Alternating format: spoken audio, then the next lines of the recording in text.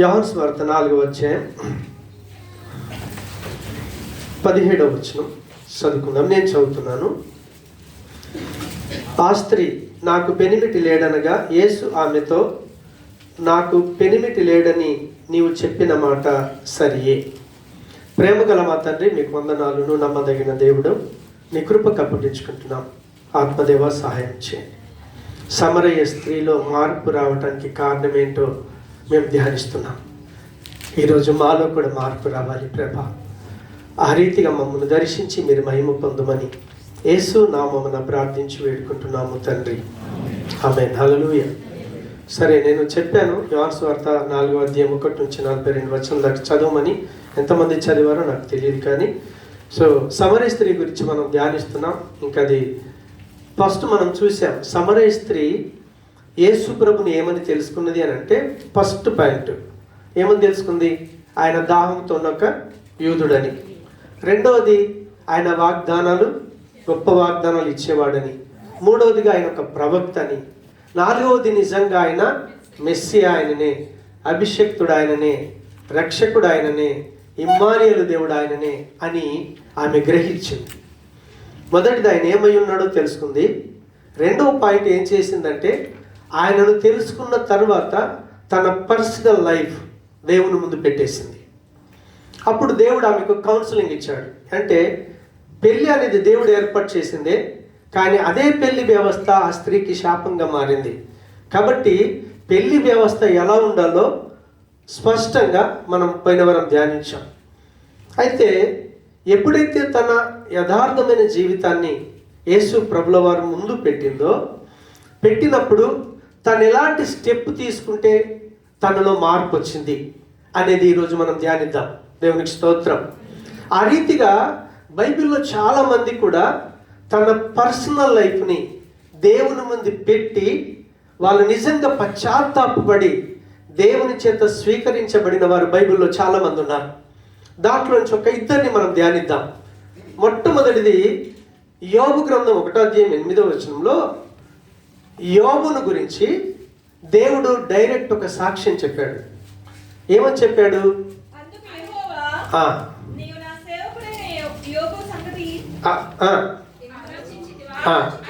Time తక్కువ ఉంది కాబట్టి నేను చెప్తాను, దయచేసి రిఫరెన్స్ రాసుకోండి. సో ఇక్కడ చూడండి, మనం చాలాసార్లు ఎక్కడ మోసపోతామంటే, నిజంగా యోబు మంచోడు, యథార్థంగా ఉన్నాడు, కానీ యోబు యథార్థవంతుడని యోబుతో దేవుడు చెప్పట్లేదు. హల్లెలూయా. ఎవరితో చెప్తా ఉన్నాడు? సాతాను గారితో చెప్తా ఉన్నాడు. ఒకవేళ యోబుతో కనుక డైరెక్ట్ నువ్వు మంచోడు అని చెప్తే ఆయన లోపల గర్వం వచ్చేదేమో, ఇంకా నేను మంచోడిని కావాలనుకునే ప్రయాసంలో ఆయన ఉండకపోతుండేనేమో, తెలియదు. మనం చాలాసార్లు పాస్టర్ గారు నన్ను మెచ్చుకునాలా, మంచోడు అనాలా అని మనం ఆశిస్తాం, కానీ చెప్పకపోవటం చాలా మంచిది. ఎందుకంటే మన ప్రయత్నం మనం చేస్తూనే ఉంటాం, ఇంకా మంచోడిగా కావాలి, ఇంకా మంచోడిగా కావాలనేటువంటి ఆ ప్రయాసం ఆ వ్యక్తిలో ఉంటుంది.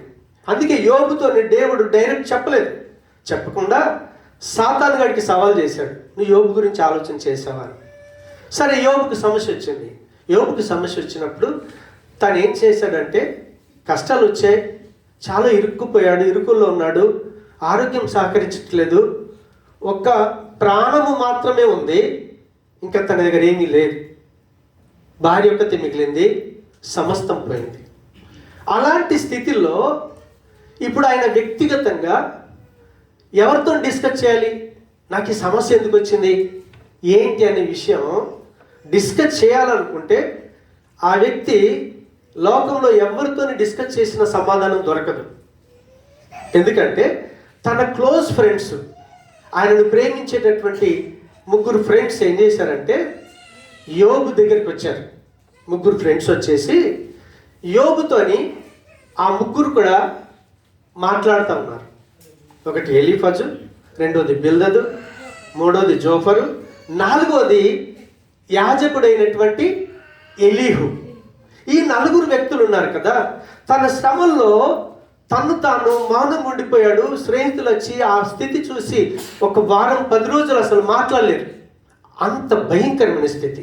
ఆ స్థితిలో ఉండి అప్పుడు మెల్లమెల్లగా తన ఫ్రెండ్స్ ఒక్కొక్కరు మాట్లాడడం స్టార్ట్ చేశారు. ఎందుకంటే యోబు నిజంగా దేవుడైతే అన్యాయం చేసేటోడు కాదు. నువ్వు ఎక్కడైనా తప్పిపోయావేమో, నీ ఎక్కడో తప్పిపోయావు, లేకపోతే రాదు ఇది అని తనతో వాదిస్తూ ఉన్నప్పుడు యోబు ఎలీఫజ్ మీద మనసు పెట్టాడు, బిల్దద్ మీద మనసు పెట్టాడు, జోఫర్ మీద మనసు పెట్టాడు, ఎలీహు మీద మనసు పెట్టాడు. వాళ్ళ జీవితాల్ని యోబు స్టడీ చేస్తాను, ఎందుకంటే క్లోజ్ ఫ్రెండ్స్ కదా, వాళ్ళు ఏ విధంగా ఉన్నారనేది వాళ్ళకి తెలుసు. అలా స్టడీ చేస్తున్నప్పుడు యోబుకు మాత్రం ఎక్కడ తన లోపం కనిపించట్లేదు. హల్లెలూయా. ఎక్కడ తనలో లోపం కనిపించట్లేదు. తను పుట్టిన దినం మొదలుకొని ఆ ఇన్సిడెంట్ జరిగేదాకా కూడా తన లైఫ్లో ఏమేమి మంచి పనులు చేసుకున్నాడు ప్రతిదీ జ్ఞాపకం చేసి చెప్పాడు ఆయన.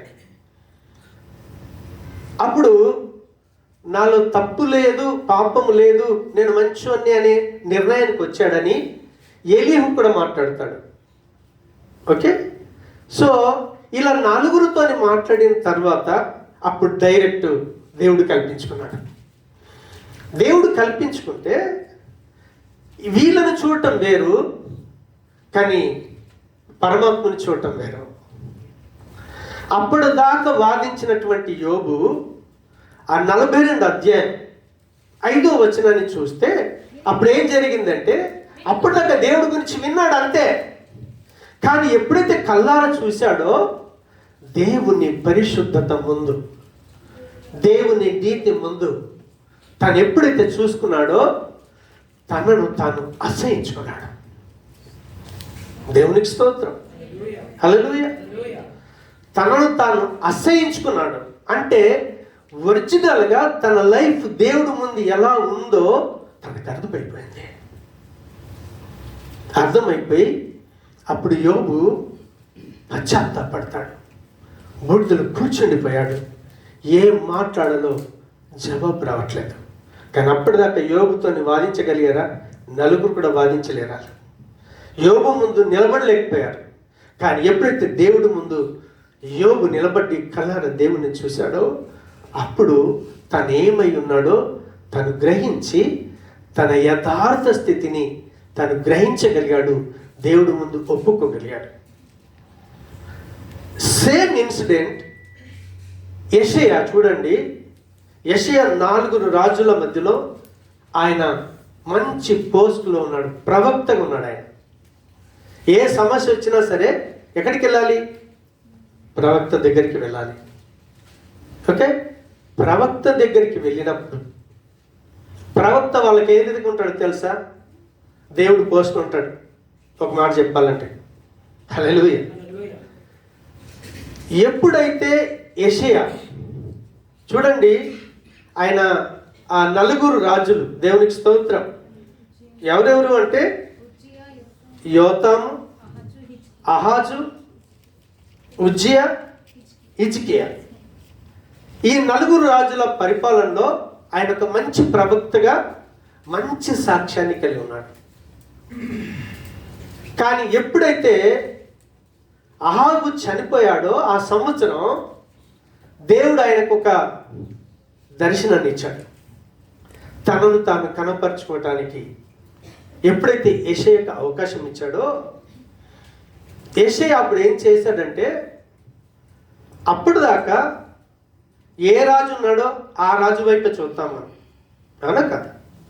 మన కనుదృష్టి అంతా కూడా ఆ రాజు మీద, అధికారుల మీద, పరిపాలకుల మీద ఉంటుంది. కానీ ఎప్పుడైతే ఆ యొక్క యెషయా దేవుడు అవకాశం ఇచ్చాడో, దేవుడు అవకాశం ఇచ్చినప్పుడు తను ఏం చేశాడంటే తన కళ్ళు, తన ఆశలన్నీ కూడా ఎప్పుడైతే ఆ దేవుని మీద పెట్టాడో, దేవునికి స్తోత్రం. మనం చాలాసార్లు మనుషుల మీద పెడతాం కదా, ఆ రీతిగా కాకుండా యెషయాకు అవకాశం వచ్చినప్పుడు ఏం చేశాడంటే, యెషయా గ్రంథం 6వ అధ్యాయం 1-5 తర్వాత చదువుకోనండి. అక్కడ ఆ కెరూబులు, సెరాబులు దేవుని యొక్క ప్రత్యక్షత, దేవుని యొక్క సన్నిధిని అనుభవిస్తూ ఎప్పుడైతే కల్లారా చూశాడో అప్పుడు ఏమన్నాడు తెలుసా? 5వ వచనంలో, నేను నేను అపవిత్రమైన పెదవులు గలవాడను, అపవిత్రమైన పెదవులు గల జనుల మధ్యను నివసించువాడను, నేను నశించి తిని. హల్లెలూయా. ఇంకా ఆయన ఎలాంటి స్టేజ్లోకి వెళ్ళిపోయాడంటే, దేవుని చూశాను కాబట్టి, నేను అపవిత్రుని కాబట్టి ఇంకా నా పని అయిపోయింది, నేను చచ్చిపోతాను అనుకున్నాడు. ఆయన మనుషులను చూసినప్పుడు మనుషులకి ఈయన దేవుడిలాగా ఉన్నాడు, ఆయన ఏం చెప్తే అదే వినాలి. కానీ ఎప్పుడైతే తన కనుదృష్టి ఈ నలుగురు రాజుల మీద కాకుండా రారాజు అయినటువంటి దేవుడి మీద ఎప్పుడైతే తన కనుదృష్టిని పెట్టాడో, తన చూపును పెట్టాడో, తన ఆశలన్నీ పెట్టాడో, అప్పుడు ఆయనకు అర్థమైంది, నేను అపవిత్రమైనటువంటి వాడిని. ఎవరి మధ్యలో ఉన్నాను? అపవిత్రమైన మనుషుల మధ్యలో ఉన్నాను. ఏ రాజైనా కావచ్చు, ఏ రాజైనా ఒకరు చనిపోయేవాడే. కానీ శాశ్వత కాలంగా సజీవుడిగా ఉండేటటువంటి దేవుడి మీద ఎప్పుడైతే తన కనుదృష్టి పెట్టాడో, తన చూపులు పెట్టాడో, తన ఆశలన్నీ దేవుడి మీద పెట్టాడో, అప్పుడు మాత్రమే ఆయనకు నేను అపవిత్రుణ్ణి, నా కళ్ళ ముందున్న జనులు కూడా అపవిత్రులే, వాళ్ళు రాజులే కావచ్చు కానీ వాళ్ళు కూడా అపవిత్రమైన వాళ్ళని తాను గ్రహించి దేవుని దగ్గర పశ్చాత్తాపడ్డాడు. సో ఇప్పుడు చూడండి, ఇటు యోబు కావచ్చు, ఇటు యెషయా కావచ్చు, వాళ్ళు ఆ నలుగురు వ్యక్తుల మీద కనుదృష్టి పెట్టకుండా ఏ రీతిగా అయితే రారాజు అయినటువంటి సజీవుడైనటువంటి దేవుడి మీద తన కనుదృష్టి పెట్టాడో, తన ఆశలన్నీ పెట్టుకున్నారో, వాళ్ళు పశ్చాత్తాపడ్డారు. సరే, ఇప్పుడు సమరయ స్త్రీ ఏం చేసింది అంటారు మీరు? ఇప్పుడు నేను మీకు లింక్ ఇచ్చాను, ఓకే? సమరయ స్త్రీ చేసిన పని ఏంటంటే, తన జీవితాన్ని ఎప్పుడైతే యథార్థంగా ఉంచిందో, యథార్థంగా ఉంచినప్పుడు యేసు ప్రభువు ఒక మాట చెప్పారు. యోహాను సువార్త 4:18 ఏమంటాడంటే, అమ్మా నువ్వు చెప్పింది సత్యమే, కానీ నీకు 5 పెనిమిట్లు ఉండిరి, ఇప్పుడున్నవాడు కూడా నీ వాడు కాదు, భర్త కాడు. నీ లైఫ్ సెటిల్ అవ్వటం కొరకు పెళ్ళి అనే వ్యవస్థలోకి వెళ్ళావు, ఓకే? పెళ్లి చేసుకున్నావు, 1 అయిపోయింది, 2 అయిపోయింది, 3 అయిపోయింది, 4 అయిపోయింది, 5 అయిపోయినాయి, 5 భర్తలు ఉన్నారు. ఇప్పుడు ఉన్నవాడు కూడా అసలు భర్త కాదు. అంటే తన లైఫ్, తన జీవితం స్థిరపడటం కొరకు దేవుడు ఏర్పాటు చేసిన ఆ వివాహ వ్యవస్థలోకి వెళ్ళింది. కానీ ఆమె మొదటి పెళ్లి చేసుకుంది కూడా చాలా గ్రాండ్గా చేసుకుంది. హల్లెలూయా. సమాజంలో గౌరవం ఉంది. ఒక పెళ్లి చేసుకోవటం అంత ఈజీ కాదు, కానీ అది కష్టమైందే. కానీ అంతకంటే కష్టమైన స్టెప్ ఏంటో తెలుసా? విడాకులు. మీరు ఆ సమరయ స్త్రీ కాళ్ళలో కాళ్ళు పెట్టండి, అప్పుడు మీకు అర్థమవుతుంది. ఆమె లైఫ్ స్థిరపడాలని వివాహం చేసుకుంది, భార్యాభర్తల మధ్య తేడాలు వచ్చాయి. ఆ విడాకుల కొరకు ఏ అధికారి దగ్గరికి వెళ్ళి బ్రతిమాలిందో తెలియదు. ఇక్కడ ఎవరైనా ఆ వ్యవస్థలోకి వెళ్తే ఆ కష్టం ఏంటో మీకు అర్థమవుతాయి. ఏ అధికారి దగ్గరికి వెళ్ళి బ్రతిమాలిందో, ఏ ప్రజల దగ్గరికి బ్రతిమాలిందో, ఓకే బాగుంది, సెకండ్ పెళ్లి చేసుకుందామే. సెకండ్ పెళ్లి చేసుకున్న తర్వాత మళ్ళీ లైఫ్ సెట్ కాలేదు. ఆమె మళ్ళీ విడాకుల దగ్గరికి వెళ్ళాలంటే బహుశా ఫస్ట్ వ్యక్తి దగ్గరికి వెళ్ళగలుగుద్దా? మీరు ఆలోచించండి. మళ్ళీ రెండో అధికారిని చూసుకోవాలో, లేకపోతే ఆ మొదటి అధికారి దగ్గరికి వెళ్ళి మళ్ళీ ఏం బ్రతిమాలిందో తెలియదు. మళ్ళీ కష్టపడి పెళ్లి చేసుకుంది. ఆ పెళ్లి కూడా లైఫ్ స్థిరపడలేదు. మూడో వ్యక్తి, మళ్ళీ మూడో అధికారి, అలా 4, 5 అయిపోయారు. ఇప్పుడు సమరయ స్త్రీకి దేవుడు ఒక ఆపర్చునిటీ ఇచ్చాడు, అవకాశం ఇచ్చాడు. ఏంటంటే ఆ మిట్ట మధ్యాహ్నం ఆమె అక్కడికి వస్తుందని ప్రభువుకు తెలుసు. ఆమెను ప్రేమిస్తా ఉన్నాడు ఆయన. ఈ యొక్క అవకాశం ఇస్తే ఇప్పుడైనా తన లైఫ్ చేంజ్ అవుద్దేమో అని తనకు అవకాశం ఇస్తే ఆ అవకాశాన్ని తను చేజార్చుకోలేదు, దాన్ని సద్వినియోగం చేసుకుంది. చాలామంది ఎలా ఉంటారంటే దేవుడు అవకాశం ఇచ్చినా కూడా జార విడుచుకునే వాళ్ళే 90% ఉంటారు. ఒక సందర్భం వచ్చింది, ఆకలిస్తుంది. ఓకే, ఆకలిస్తే అన్నం కావాలి, పట్టడి అన్నం అయితే చాలు. ఆకలేసి అదే టైంలో దేవుడు ఒక అవకాశం ఇచ్చాడు, వీడు పోగొట్టుకుంటాడా ఉంచుకుంటాడా అని. తన సహోదరుడితో అడిగాడు, ఒరే నాకు ఆకలిస్తుంది, పట్టడి అన్నం పెట్టు. అప్పుడు ఏం చేశాడు తెలుసా? అరే నేను ఇస్తాను, నీ జ్యేష్ఠత్వం నాకు ఇస్తావా? ఓకే, దేవుడు టెస్ట్ పెట్టాడు. దేని కొరకు ఓడిపోయాడు ఆయన? దేవుడిచ్చిన ఆధిక్యతను కాపాడుకోవటానికి దేవుడు అవకాశం ఇచ్చి ఒక టెస్ట్ పెట్టాడే. ఆ టెస్ట్లో దాన్ని సద్వినియోగం చేసుకోలేదు ఆయన. పట్టెడు అన్నం కోసం దేవుణ్ణే కాదనుకున్నాడు ఆయన, దేవుడిచ్చిన ఆశీర్వాదాన్నే కాదనుకున్నాడు ఆయన. ఇక్కడ సమరీ స్త్రీ కూడా తన లైఫ్ సెట్ అవ్వాలని తన ప్రయత్నం అంతా చేసింది. కానీ ఈసారి తను ఏం చేసిందో తెలుసా? ఎప్పుడైతే క్రీస్తు ఏమైనాడో తెలుసుకున్నదో తన కనుదృష్టి ఇప్పుడు ఎప్పుడైతే పెళ్లి చేసుకొని విడాకులు చేసుకుంటే ఏ అధికారులు తనకు సహకరించారో, ఏ ప్రజలు సహకరించారో వాళ్ళ మీద మనసు పెట్టకుండా ఇప్పుడు సరాసరి ఏం చేసిందో తెలుసా? సజీవుడైనటువంటి యేసు క్రీస్తుల వారి మీద తన మనసు పెట్టేసింది. ఆమెకు అవకాశం ఇచ్చాడు. అందుకే హెబ్రీ 12:10 అనుకుంటాను, ఏశావు లాంటి భ్రష్టులు ఒకవేళ మీలో ఉంటారేమో. దేవుడు నీకు అవకాశం ఇచ్చినప్పుడు నీ లైఫ్ మార్చుకోవటానికి, ఆ సమరీ స్త్రీ తన లైఫ్ స్థిరపడాలని, తనకు ఒక ఆధారం కావాలని, భర్త అనే వ్యక్తిని ఆధారం చేసుకొని ఆధారపడి స్థిరపడతాననుకుంటే ఆమె లైఫ్ సెట్ అవ్వలేదు. కానీ ఎప్పుడైతే ఆ 5 అధికారుల మీద కాకుండా ఏ రీతిగా అయితే యోబు తన స్నేహితుల మీద కనుదృష్టి పెట్టకుండా, ఆశలు పెట్టుకోకుండా, హిజ్కియా 4 రాజుల మీద ఆశ పెట్టుకోకుండా, కనుదృష్టి పెట్టకుండా, ఈ సమరీ స్త్రీ కూడా ఆ యొక్క యేసు క్రీస్తుల వారి మీద తన కనుదృష్టి నిలిపిందో, తన ఆశలన్నీ కూడా ప్రభు మీద పెట్టేసిందో, అప్పుడు అమ్మా నువ్వు సత్యం చెప్పావు, నీకు 5 పెనిమిట్లుండ్రి, ఇప్పుడున్నవాడు కూడా నీవాడు కాదు అని ఎప్పుడైతే తాను చెప్పాడో,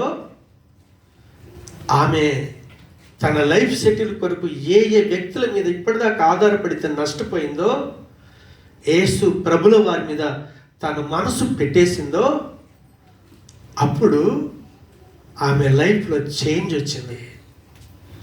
ఎందుకు చేంజ్ వస్తుందో తెలుసా? ఆమె తన జీవితాన్ని ప్రభు వివరిస్తూ ఉన్నప్పుడు తన కనుదృష్టి అంతా కూడా ఎప్పుడైతే ప్రభుతో మాటల సందర్భం స్టార్ట్ అయిందో, తన లైఫ్లో చేంజింగ్ వచ్చి ఒప్పుకొని ఆ కుండ నిడిచిపెట్టి ఊళ్ళోకి వెళ్ళేదాకా యేసు ప్రభుని గురించిన ధ్యాస తప్ప, ఆయన మీదనే ఆ కనుచూపులు తప్ప, తన ఆశలన్నీ ప్రభు మీదనే పెట్టుకునేది తప్ప వేరే వాళ్ళ మీద పెట్టుకోలేదు. ఎప్పుడైతే ఆ రీతిగా తన ఆశలన్నీ ప్రభు మీద పెట్టేసిందో, అప్పుడు దేవుని యొక్క వాక్యం చెప్పుద్ది, మనం దేవుని సముఖానికి వస్తాం కదా, దేవుని యొక్క ప్రజెన్స్ అనేది, దేవుని యొక్క సన్నిధి అనేది, దేవుడు అనేవాడు ఏం చేస్తాడంటే మనలో ఉన్న ప్రతి లోపాన్ని గ్రహించే శక్తిని ఇస్తాడు. అంత మాత్రమే కాదు, దాన్ని విడిచిపెట్టుకునే సామర్థ్యం ఇస్తాడు. అప్పటి వరకు నా లైఫ్ సెట్ కావాలని వ్యక్తుల కొరకు ఏడ్చింది. కానీ ఎప్పుడైతే క్రీస్తు వైపు చూసి తన జీవితం పెట్టేసి తన దగ్గర ఎప్పుడైతే ఏడుస్తా ఉందో, ఇప్పుడు ఆ ఏడుపు దేని గురించో తెలుసా? 2 కొరింథీ 7 అంటాడు, దేవుని యొక్క ఇష్టం ఉందే, దైవ చిత్తానుసారమైన దుఃఖం ఆ వ్యక్తి యొక్క మనసును మార్చేస్తుంది, లైఫ్ చేంజ్ చేస్తుంది, జీవితం మారిపోతుంది. అంటే ఆ యొక్క వ్యక్తి లోపల నిజమైన పశ్చాత్తాపం వస్తుంది. మీరు సమరయ స్త్రీ చూడండి, మళ్ళీ లైఫ్లో తను ఎక్కడ పాపం చేసినట్టు రాయబడలేదు, తను తప్పు చేసినట్టుగా రాయబడలేదు. యేసు ప్రభుల వారి యొక్క ఇష్టాన్ని నెరవేర్చేటటువంటి అద్భుతమైన పరిచర్య చేసి దేవుని దగ్గర మంచి సాక్ష్యాన్ని కలిగి ఉంది. ఈరోజు మనమైన సంఘానికి వచ్చాం, మన లైఫ్ సెటిల్ కావాలని.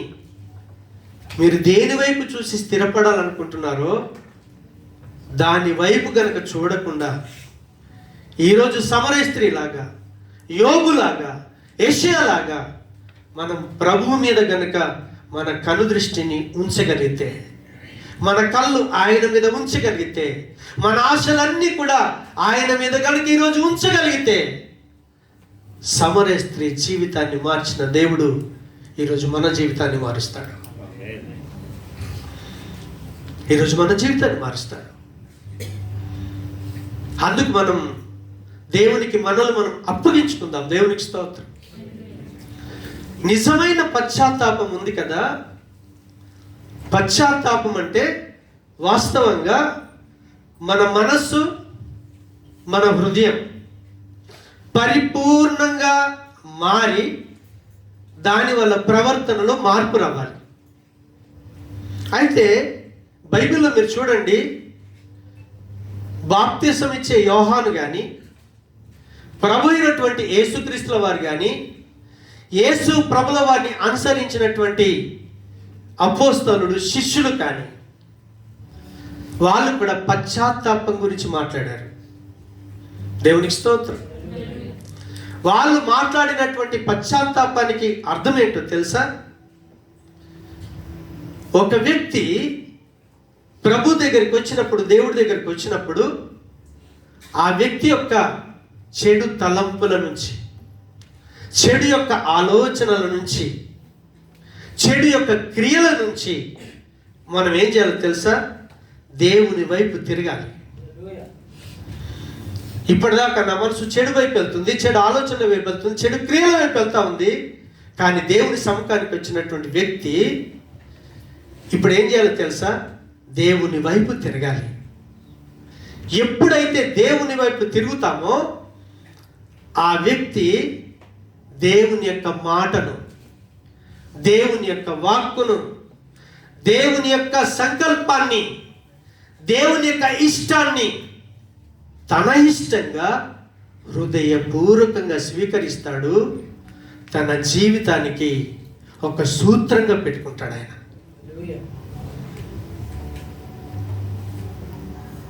అది మారు మనసు, పశ్చాత్తాపం. నిజమైన పశ్చాత్తాపం. కొంతమంది దేవుని సముఖానికి ఏడుస్తారు. ఏడ్చినప్పుడు ఆ వ్యక్తి, ఆ స్త్రీ, ఆ పురుషుడు పశ్చాత్తాపడుతుంది అనుకుంటాం. కానీ నిజమైన పశ్చాత్తాపం ఏం చేస్తుందో తెలుసా? ఒక వ్యక్తి యొక్క విమోచనకి, ఆ వ్యక్తి యొక్క రక్షణ. దేవునికి స్తోత్రం. విమోచన అంటే ఏంటి? నేను చేసిన తప్పుకి పనిష్మెంట్ ఉంది, నేను దాని నుంచి విడిపించబడ్డాను, దాని విమోచన. ఇప్పుడు చూడండి, రక్షణ అంటే ఏంటి? నేను చేసిన తప్పులకు రేపు 100% నరకానికి వెళ్ళి శిక్ష అనుభవించాలి. కానీ ఈ క్షణమే దేవుడు నన్ను ఆ శిక్ష నుంచి తప్పించాడు అనే నమ్మకం ఉంటుంది చూడు.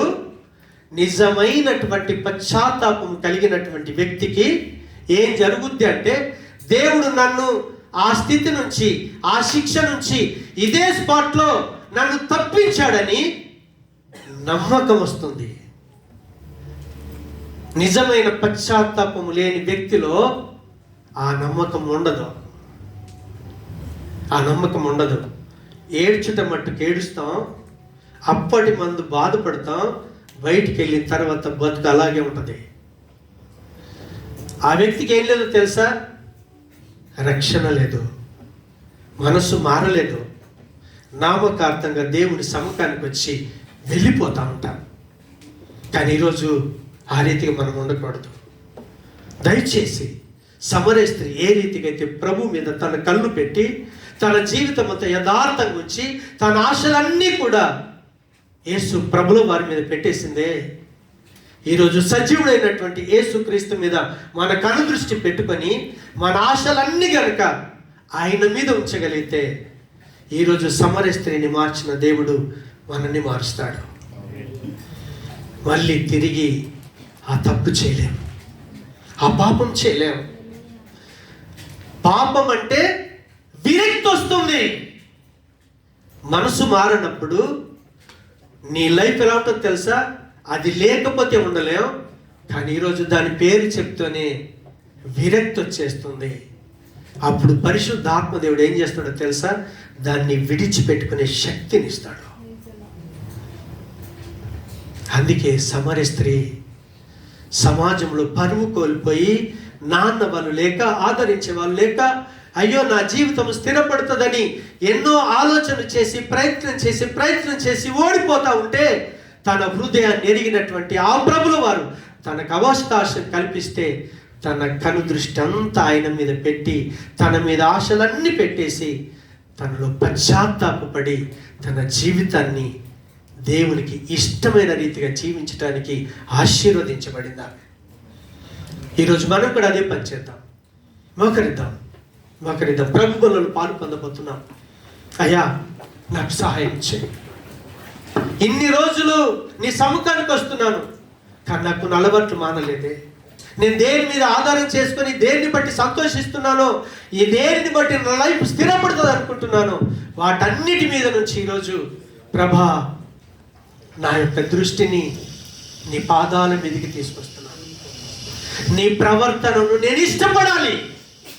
నాకు సహాయం చేయి. నన్ను మార్చాలని, నా జీవితాన్ని బాగు చేయాలని పరలోకము నుంచి ఈ లోకానికి దిగి వచ్చాడు ఆయన. నాకు అవకాశం ఇచ్చావు. ఈ అవకాశం నా జీవితంలో పోగొట్టుకోకూడదు ప్రభా. మళ్ళీ నాకు అవకాశం వస్తుందో లేదో నాకు సహాయం చేయడం. నాకు సహాయం చేయి. నా ప్రతి పాపాన్ని, నా ప్రతి లోపాన్ని, నా భ్రష్టత్వాన్ని నీ మీద మనసు ఉంచినప్పుడే, నీ మీద ఆశ ఉంచినప్పుడే నేను గుర్తించగలుగుతాను. యోబులాగా గుర్తించి, యెషయాలాగా గుర్తించి, సమరయ స్త్రీలాగా గుర్తించి ఈరోజు దాని నుంచి నేను విడిపించబడాలి. నాకు సహాయం చేయి ప్రభు.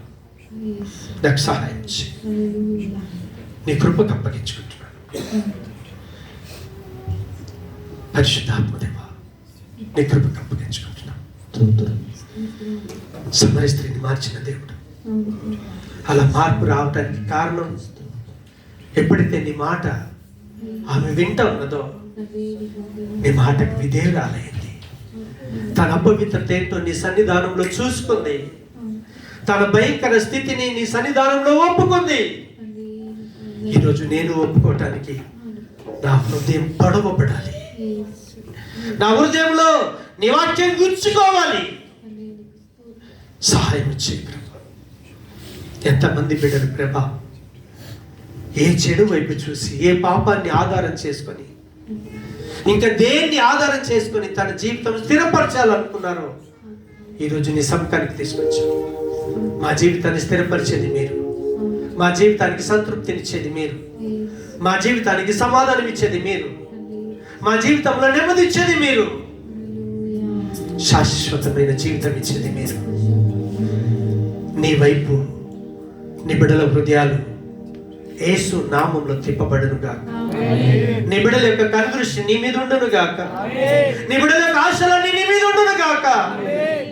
ఆ రీతి కార్యం చేసి బిడ్డల హృదయాల్లో నిజమైన పశ్చాత్తాపం ఇచ్చి మారు మనసిచ్చి బిడ్డల జీవితాలని మీరు మార్చినందుకు నీకు వందనాలు. నీ సాక్షులుగా బిడ్డలను మీరు నిలబెట్టుకున్నందుకు నీకు స్తోత్రం. సమరయ స్త్రీకి ఇచ్చిన ఆశీర్వాదం ఈరోజు మా అందరికి మీరు ఇచ్చినందుకు మీకు వేల వేల కృతజ్ఞతాస్తుతులు చెల్లిస్తూ యేసు నామమున ప్రార్థిస్తున్నాము తండ్రి. ఆమేన్. ఆమేన్.